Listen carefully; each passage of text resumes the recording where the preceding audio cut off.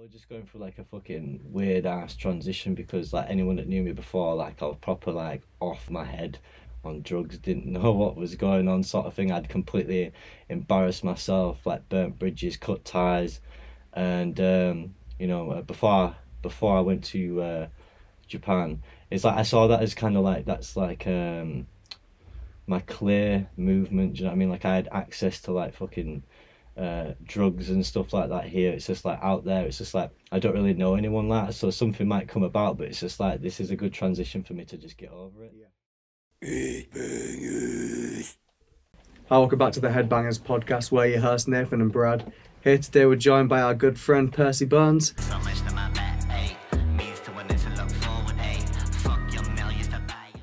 How are you doing, man? Start off with. Eight. I'm good, man. How are you? Yeah, we're doing good. It's nice to finally get you on. I know we've been wanting to do this for a long time. We've been speaking about this for a minute, and the more I thought, like, I keep hanging out with you, the harder it's going to be to do this because, like, we're more and more friends, and it's like, how do you talk about something I've not already told you? Yeah. It's weird you think of it like that, because I always thought, like, reverse of that is the more we get to know each other, the easier it is to, like, go into stuff, but I suppose it's got its pros and cons on it. Yeah. People are different. But let's start off with something silly anyway. Like, what, out of all the time you've been doing Percybones, like, what's, like, the silliest memory you've got, like, the funniest memory? Like, what silliest memory? I don't know, like, because it's like two opposite worlds. I'd say just like one of my funniest memories is just like, I don't know, playing in a fucking curry house and then meeting like Yak Swamp, and then like Bloodworm and all that kind of stuff came. But then the other craziness is just coming back to just like, it was anonymous, and then kind of showed my face, came back, and then it's just like I'm seeing Percybones and stuff like around my city, and last time I was doing music bits, it weren't anything like this. So just kind of seeing people wear things and fucking with it, yeah, that's crazy for me. It's still new if you ask me. Definitely, because obviously you spent some time in Japan, didn't you? Yeah. Right. I mean, it's supposed to be a short one. How long did you end up staying there? A little over a year. It was supposed to be a 3 to 6 month trip, and then like because of the pandemic hitting, flights getting cancelled, having to get a temporary visa extended, mad. In my passport I've got like 4 like voided temporary visas. That's like so unheard of. Do you know what I mean? When you just open it, it's just like it's not even a work visa there. It's like fucking 3 months restart, 3 months restart. Yeah.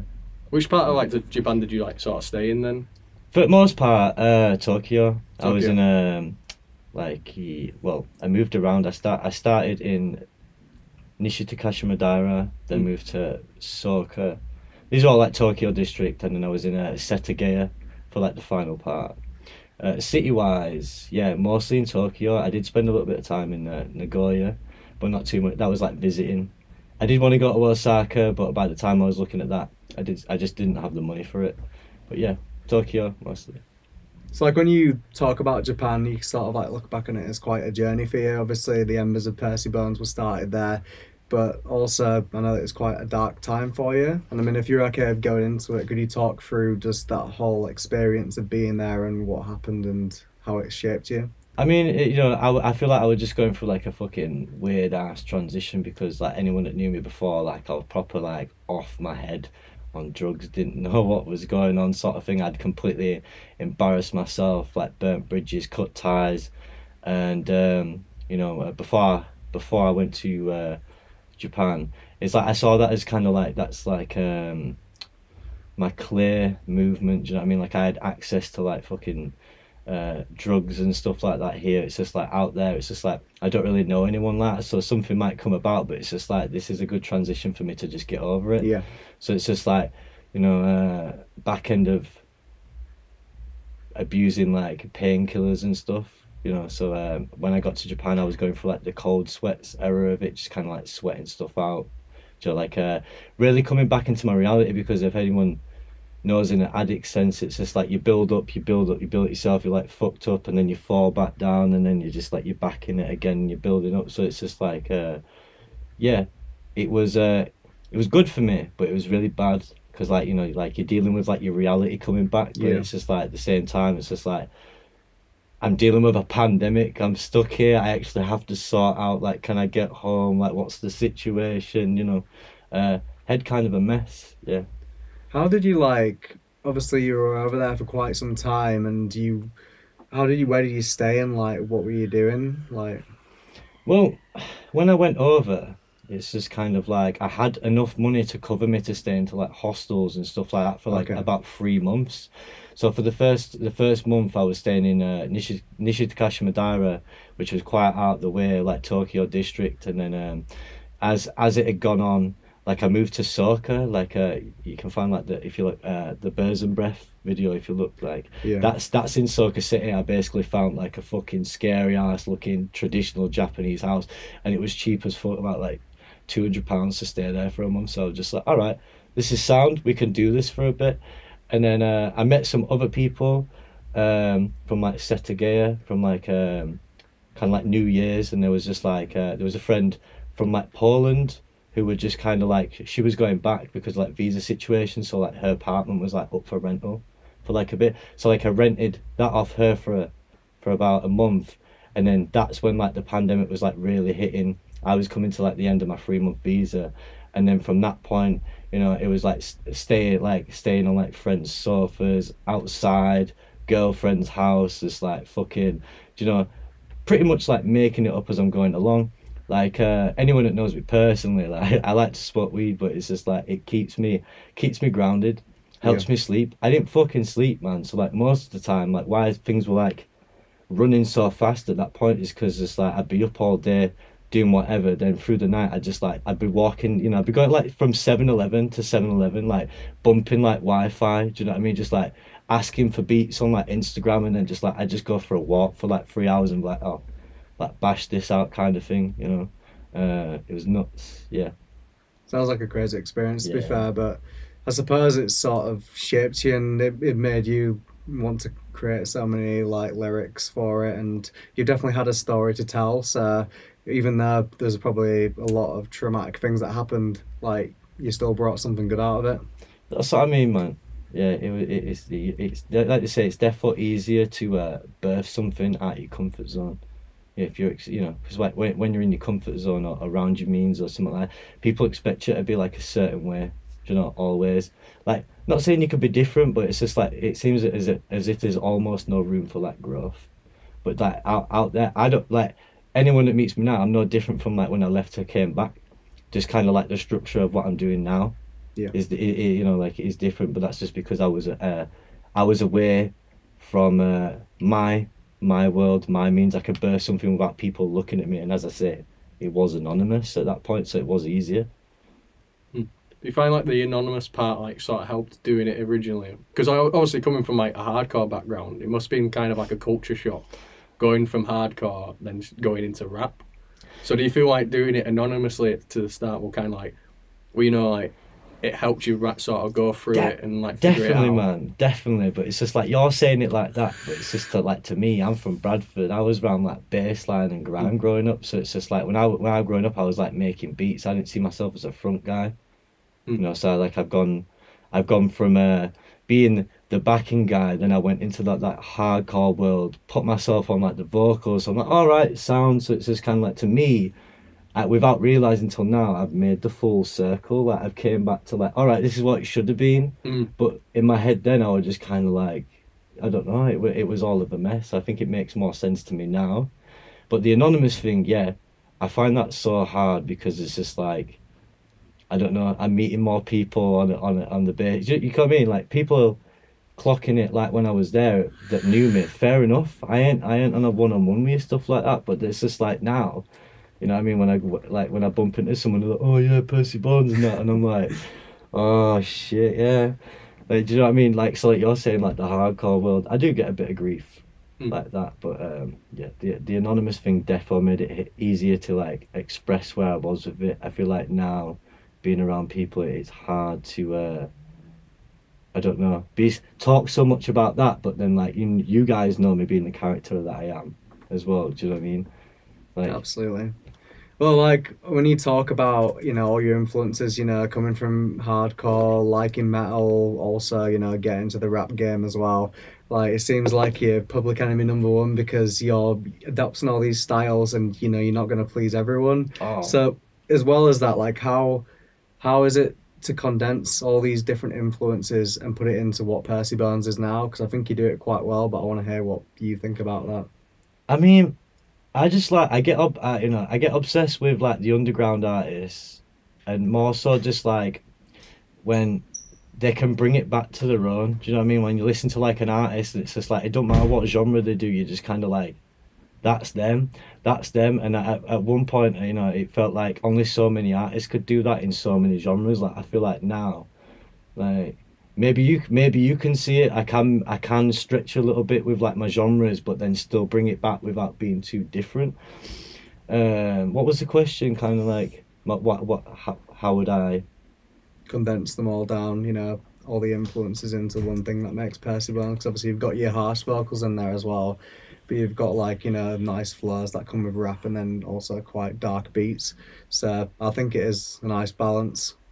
Yeah.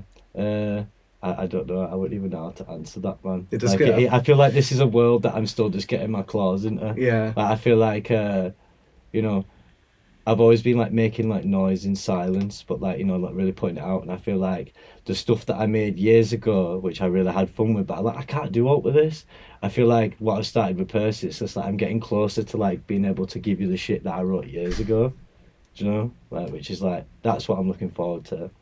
Sounds like you do all the influences quite naturally there. Like, I mean, when we've had talks, you're like, yeah, I was up to like 4 a.m. in the morning, just like making shit, and it's like you don't know what you're gonna get next out of you, which I think is good. It doesn't feel like let's be this genre today, let's be this genre. It's just like whatever you feel in the moment is just what comes out. Yeah, like I'm not trying to like appeal to like any kind of audience. I'm just trying to like have fun with it. Like it is it's an aggression, isn't it? Like I don't know, even like the rap sense. I don't really see myself as like a rapper, nor do I want to be called one. But Yeah. like I like it, and I love rappers, and I've grown up around them. But it's just I don't know. Maybe it's the stigma that comes with it. Yeah. Not everyone's willing to accept you if you're not doing what everyone else is doing. I don't know. True. Yeah. I kind of want to go into like, remember when we did the half the same video? Yeah. Because that was just like that was such a funny sort of story. Oh, yeah. Because I remember like, obviously we saw you at Boom and we were talking about it, and you were like, oh, I really want to do a music video. I remember hearing your ideas, and me and Brad were like, mate, like, how do you come up to the ideas, like you know, your music videos? How do you sort of go, oh, okay, this is what I'm wanting to go for? Because I remember when you went, I kind of want someone cut in half. I was there like, We're listening. that was so like me and Brad had never experienced, like with like Yeah. special effects and stuff like that. So like, how do you sort of go, like, this is the song, and this is the visuals I want to go for? Like, what's the thought process? Well, like half the same. It was kind of just like, you know, feeling like half the same. Maybe I've come like a long way, so like a piece has been taken of me. So it's just like, you know, I need to find a way, you know, like I'm my own centre of locus. See through the lies now. I got me some focus. You know, like put on that. So that's what that song is about. But then when I think with my videos, it's just like maybe I can play off something that's going in it. So it's just like it's half the same, even though it's half the same like that. It's just like how do I make you remember half the same? Oh, there's like a half Mr. Bones in that video. Maybe that's what it's about, and then the connection like throws it there. In terms of videos, I don't know, man. Like I just watch a lot of dumb shit, and like I like really like 80s practical effects and stuff like that. Like really like stands out to me. So it's something that like I've wanted to put more and more into my videos as I get money to put into it. Like we've done it on quite a lot of DIY basis, haven't we? But like imagine if we sure. if we had the funding, just like think of like how much fucking fun we could like really have with it. Yeah, definitely. And for those people that don't know, Nathan was the person that was cut in half.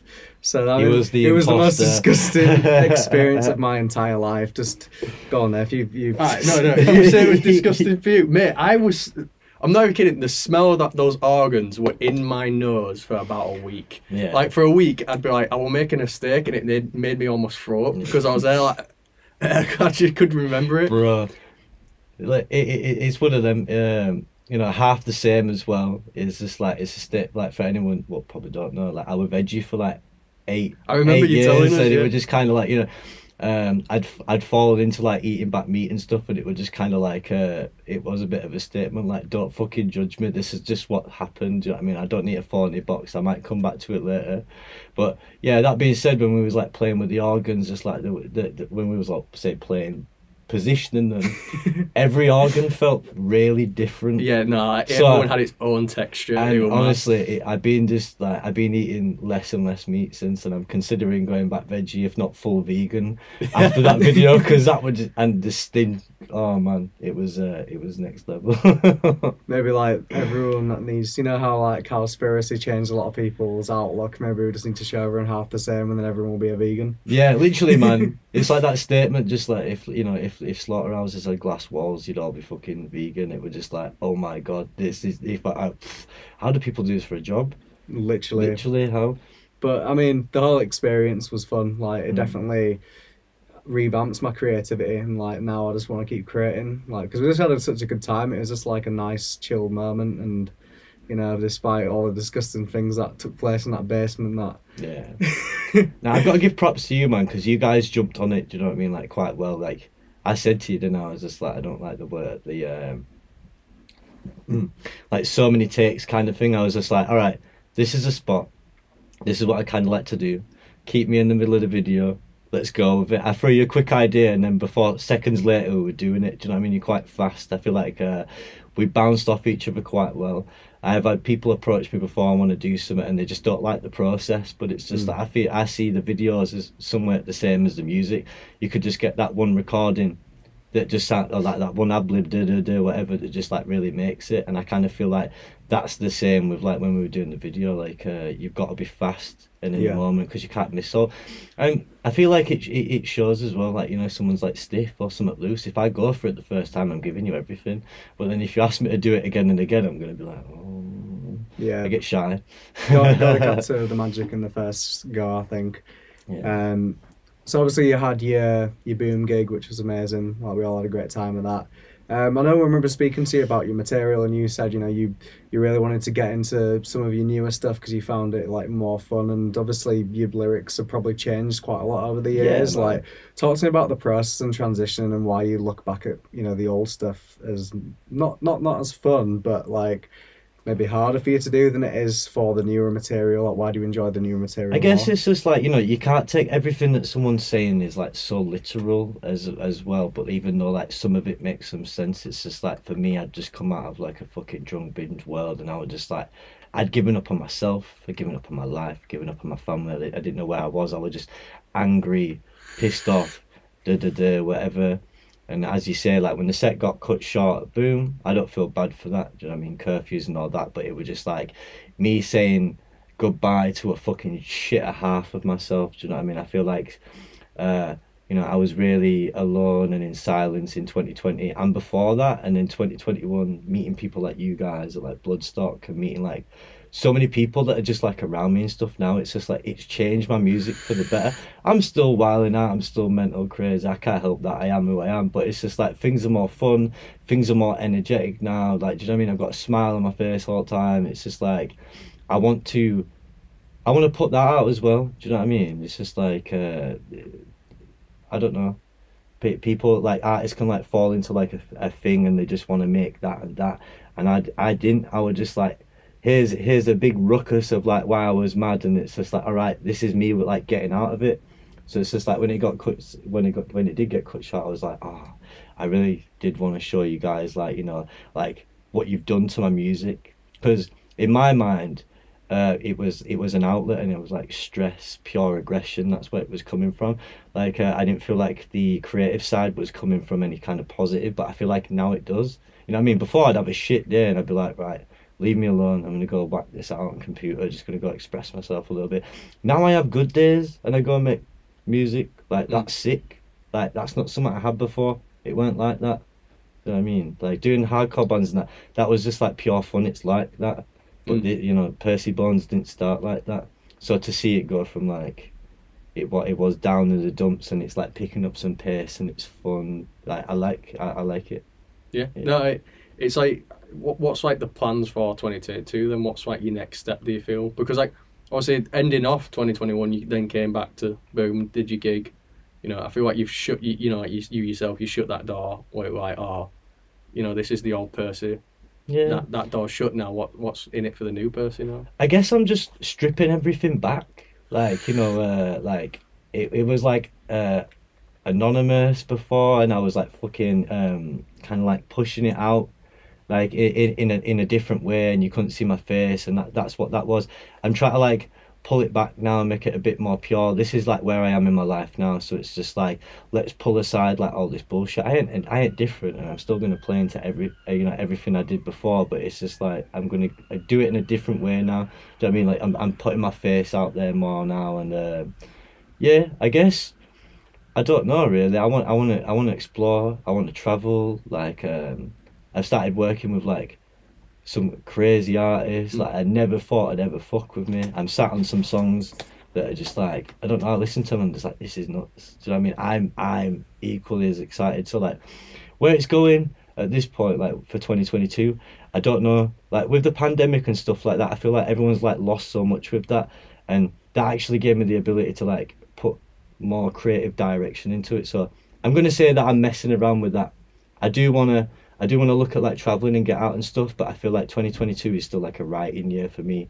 You know, like we're in Sage Bastard Studios, and like since you know, it's mad to think that like I recorded so much for them guys through some shit headphones when I was stuck in Japan, like fucking dying out, and then you know they were mixing it and stuff here, and then now I'm here and like we've just been blasting out loads of stuff together. Like so that creative energy that was like across the internet is now here, and I'm having so much fun with that. So yeah, I'm gonna go with that. Building. Yeah, man.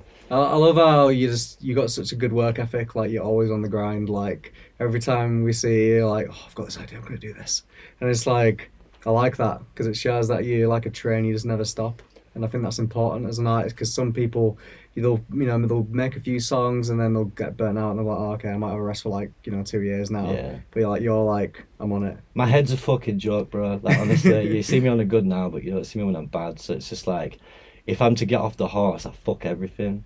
So it's just like the fact that I found a horse that fucking could actually like help me, you know what I mean? Like help me make money in the means that I need and like change my life for the better. Why am I not gonna keep thinking about that? You know? Absolutely. So obviously you probably get inspiration from a lot of things, but like so if you take music aside, like what kind of things when you're writing lyrics just like pop up to you and you're like, right, this is what I want to write about? It could be like movies, could be games, could be real life scenarios, but like what's usually the pinnacle for you? I don't know. I feel like there was a lot of like anger that started it before, like but not some. Can I hear that again? Can you tell me that one again? Yeah, it's just like what inspires your lyrics, like movies, real life scenarios, stuff like that. Yeah, I think that is like real life scenarios, but I feel like more so now like artists they've always been doing it. Like I see it, like splurging your brain on a track, just like this is just what I'm thinking on this moment. I think that's always been a thing, but more so now, like like especially within trap, people can show so much of like their personality. Do you know what I mean? It was just like doing like the dumb fun ad libs or just saying something crazy. It impacts so much now. Do you know what I mean? I feel like maybe it's an old school way to be like looking at someone's like lyrics, like what are they saying, rather than like how are they saying it. Do you know what I mean? Like you're not talking like fucking like super on it and using the big words when you're talking to your friends. Sometimes when you just try to get a point across, it does come out minimal and small, but it's how you say it. Do you know what I mean? It's just like I don't know. The English is not a tonal language, but we make it a tonal language. It's not what you say, it's how you say it. So is it not a tonal language? So that's, Agreed. I guess that's the way I'm seeing it. Oh yeah, it's like because like you think about it, I think that our language is like the only language where there's like different ways of saying the exact same word. Like there and there. Yeah. It's like they all mean different things. Yeah, but they all but sound the still, exact same. how you say it. It's not like fucking, I don't know, is it like in Mandarin or something? It's just like, like ma. You might have just said like either like a question mark, like mother, or you might have just said horse. It's not like it just changes the whole word, but it's just like whether I'm being like aggressive or trying to get a point across. Oh, and you actually know when I'm really happy as well. Yeah. So yeah, relate to that. It comes back in the tone of voice, like so. Sort of like, what would you say is like your favourite like gig memory? It can be from Percybones, it can be from hardcore. What would you say is your favourite gig memory of all In time? general? Yeah. Could even be one that you've gone to see. I don't know, man. I feel like that's such a broad thing because it's just like if I'm not breaking it down into like where it was, I don't feel like Percy's really been out there. It's a bit more reserved and stuff. But like back when I was doing like hardcore bands and stuff, like, you know, you've got a Boom shirt on, just like defo back then. Boom was like some of the best memories I'd ever had.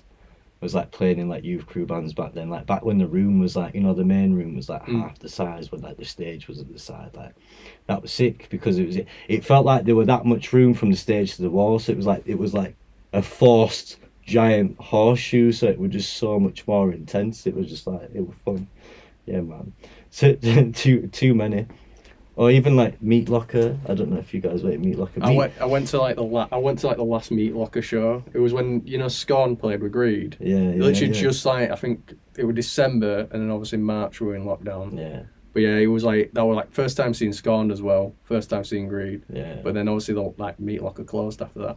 Yeah, mate. Pre Meat Locker, like, because it had practice rooms in it for a bit, but I remember before when it looked like a fucking like slaughterhouse. Like, it had the flaps, and it was just one big open room with like beams. I'll find the video and send it to you guys after this, but it was just nuts because I just remember like loads of friends. There weren't even that many of us. Like, there weren't that many people there, but people had inflatables and were just like fully feeling it, going side to side. You look back at video and like, this isn't a popping show, but it looks so fucking fun. It's not like a cool venue, to be fair. Yeah, man. But sick. so obviously you like to do loads of features, you know, getting people on your songs, and you, maybe I can't ask you to pick a favourite, but if there was one that you look back on and you're like, that collab just works so well, like, what would it be? I mean, I don't know. I feel like I would be doing the dirty, not just saying all of them. Do you know what I mean? Because like everyone brought its own thing, and they've all helped me in their own right. But I'd more so say like this, the Yak Swamp stuff. Like Yak Swamp, Defo looked after me. Yeah, Defo helped me to get home. Defo helped the direction. Defo showed me that I could put like my metal alternative side into like rap. Like, he'd already saw that. Do you know what I mean? And when I think about like what was already out, there were like, you know, there was like little bits of screaming with like my rap. But then I think when it got to like Red Rum that I did with him, or Bloodworm, that's when it was just like, oh, we can get like as raw as we want with this, and then bring it back with like a little bit of rap. Do you know what I mean? So like, yeah, stuff I've done with Yak Swamp, hundreds, man. Absolutely. And there's so much more to come. Can't wait. Like, sort of on a similar note, is there anyone that you kind of want to work with in the future? Like, is there anyone that you've kind of got your eye on, you haven't worked with? You're there like, oh, I'd love to do a track with them. I can't be putting out feelers. Not here, bro. You can. I believe in manifesting things, but I don't know. That's a tricky one. I guess I would like to work with more bands. Do you know what I mean? Because like I came from the band world, and I always found it hard getting the organisation and stuff down. Yeah, because like for shit like that. But if it's like, I like to run at things when something gets offered to me. So it's just like, if a band wants to take that chance in me, I'm gonna run at it. But yeah, I'd like to work with more bands. Maybe like more hardcore bands. Yeah. Kind of. But look, you know, like with hardcore, this is what I like about it, is you can do that easily with hardcore. With like metal, I feel like you'd get a couple bands where they go, oh no, we don't know if we can fit you in. Hardcore kids normally just go, yeah, if it sounds good, I'll put it in my song. Like, yeah. You know, I feel like rap isn't too like dissimilar to like how some hardcore bands sort of approach their lyrics. Yeah. If you get me, like a lot of them, like sometimes how they flow it is very similar to a rapper. They're just shouting. Yeah, like hardcore and like the rap thing resonates so well. So like, think of like metal, like, you know, it can get so technical. Yeah. But like, let's say just like an 808 is like with like hardcore. That gives so much gives you like the ability, like as a drummer, the way I see it. I'm not like a really good drummer. I'd never say that, but like rhythm. So it's just like, if I've just got this like running 808, I can go you know, I can literally make that solo with like my voice, and then that's when it starts getting interesting. Maybe with like certain types of metal, you can't do that because there's so much going on. But if there is like a simpler bit, as you say, in hardcore, like something like just like trap and rap, I can explore a little bit without like pulling away like how fucking like technical the music is going and stuff. If that makes sense. Yeah, no, I completely get you, because like for me, when I did the Rain Eyes track, I thought that was, listening to it now, it's too overcomplicated. Whereas I'd have put, you know, like the section where I'm like, oh, Tui would have been fine there. We didn't have to do that. Didn't have to fucking, go all crazy. yeah, we didn't have to do that 300 BPM fucking, you know, like drum section. We could have just put a Tui in there and it'd been fine. Yeah.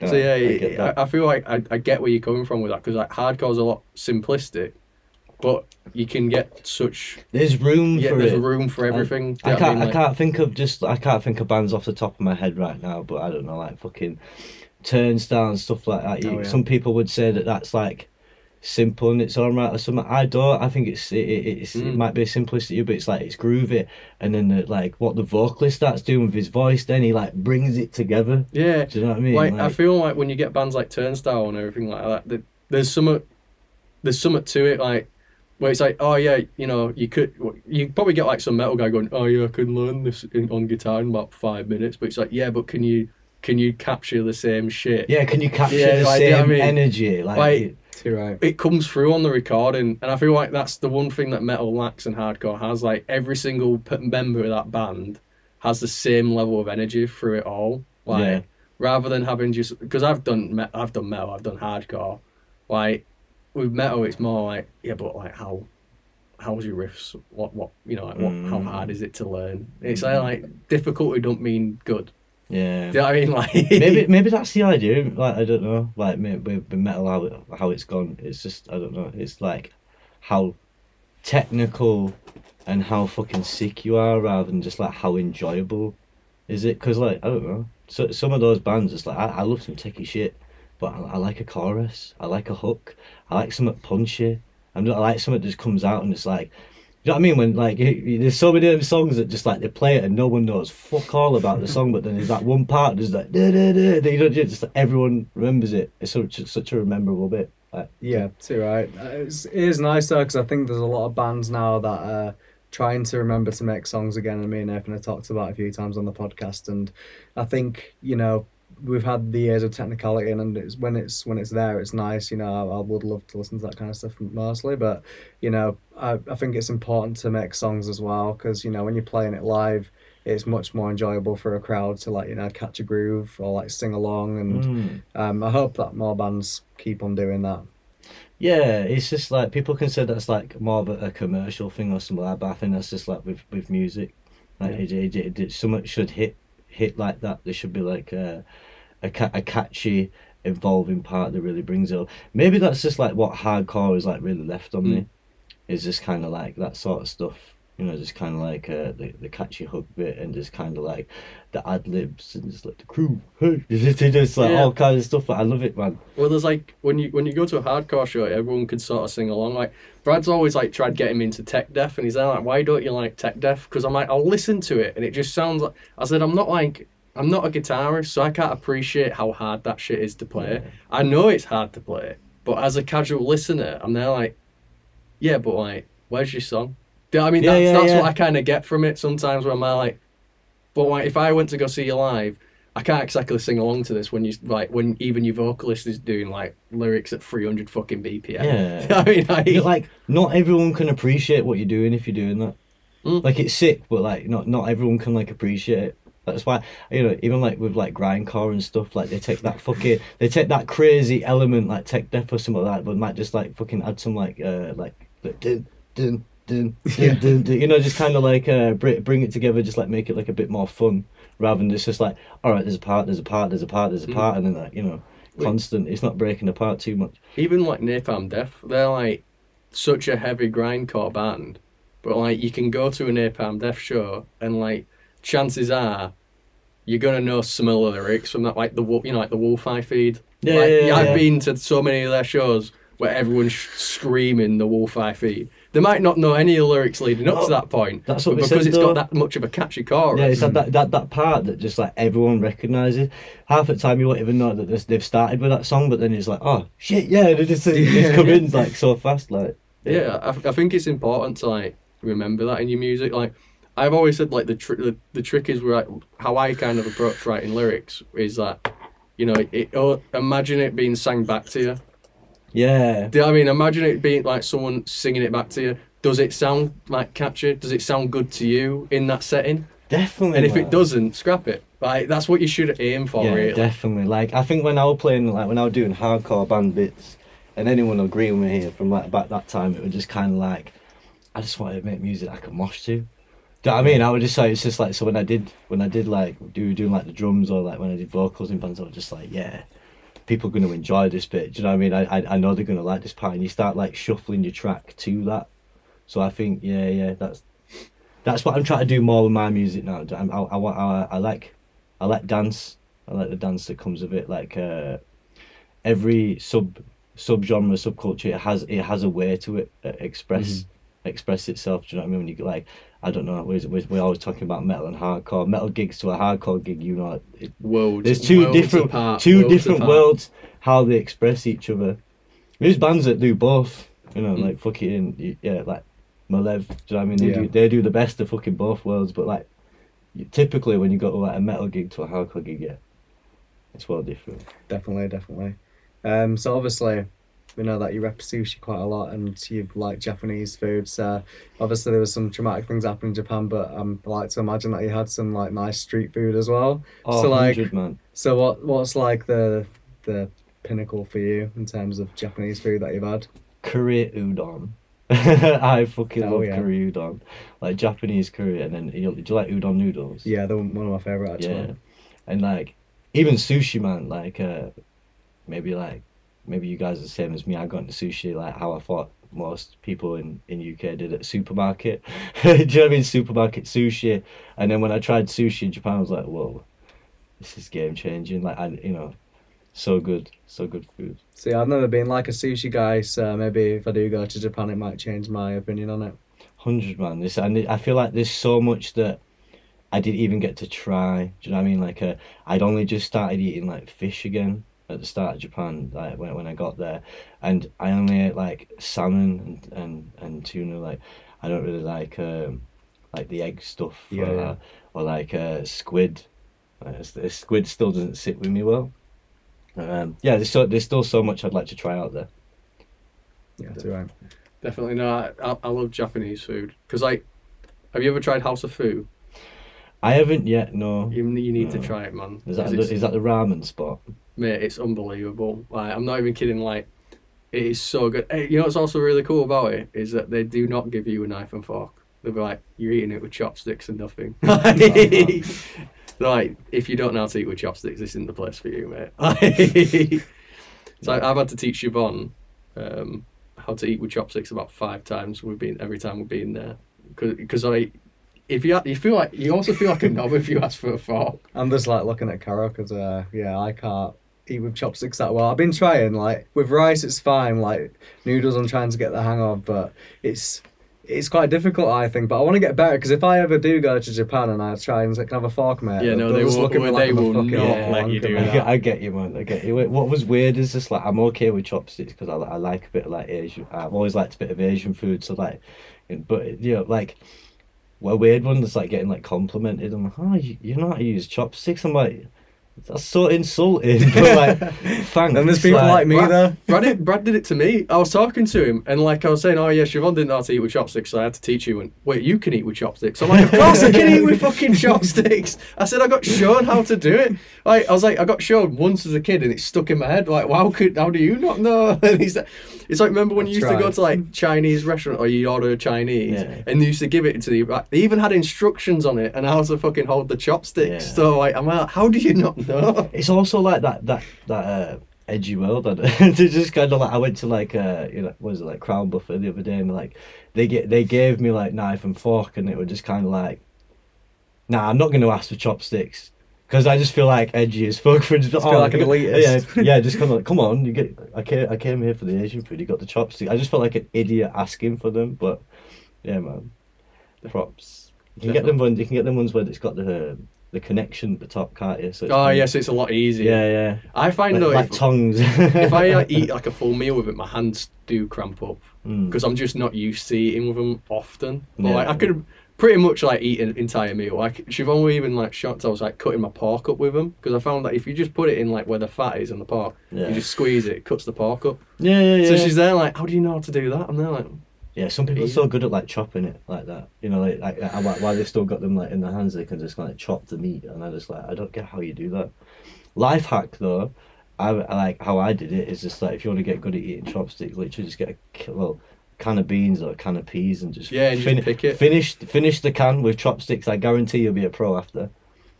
Definitely, because like honestly, you know what? It's a weird life skill to learn, but like it's one of those where it's like you kind of never regret learning it because it's like, oh well, you know, it's respectful as well, I guess. Yeah. Oh yeah, because like you imagine if you went to Japan and you're like, oh, can I have a fork, please? They're like, can I have a get fork? the fuck out of here. A fork? They're like, no. No. Yeah. So obviously we know you, you're our mate, but people that might not know you, what would you say like the hobbies and interests, like what you into? Well, I quite like I don't know, so my life's been a bit more of like a recluse since I've got back. I've been putting myself more inside and like working on like music and more stuff like that. But before that, I was skating loads. Really loved skating. Really loved like just like jamming in like different bands and stuff. Not like that was in bands. It's just like me and my friend came and we just meet up a lot and just like jam. Do you know what I mean? Just kind of like have fun stuff together.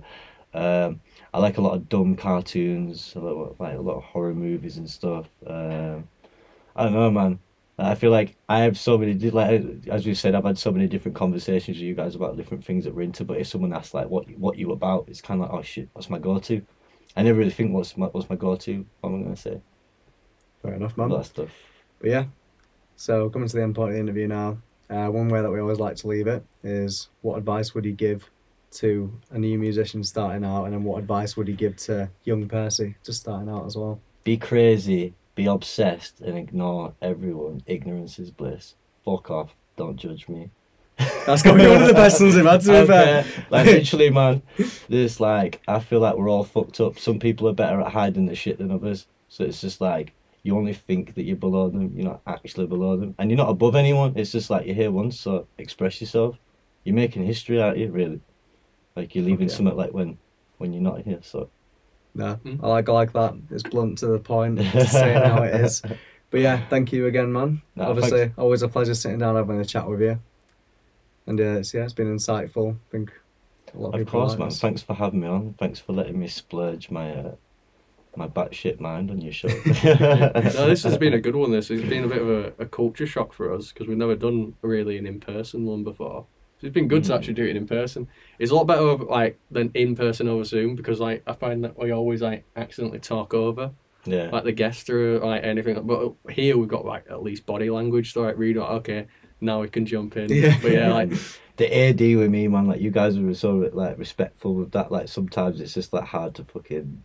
Just stay in it. If someone talks about something else, it's just like, all right, I'm already thinking about responding to that when they've already asked me about this. Do you know what I mean? It's a bit chaotic, I think. Yeah, like when we've done it over Zoom before, there'll be sometimes where they'll say something and I'll think of a really good follow-up question, but then Brad would change the subject after, and they're like, shit, how can I bring it back? Because this is a good one. I'm there how am I going to bring this back? So 20 minutes ago we said this. What's your feels on that? Yeah, no, by that point it's already too late. You're there oh, just got to let it go. And then I tell Brad after, he's like, shit, you should have asked him. I'm like, well, fucking someone changed the subject.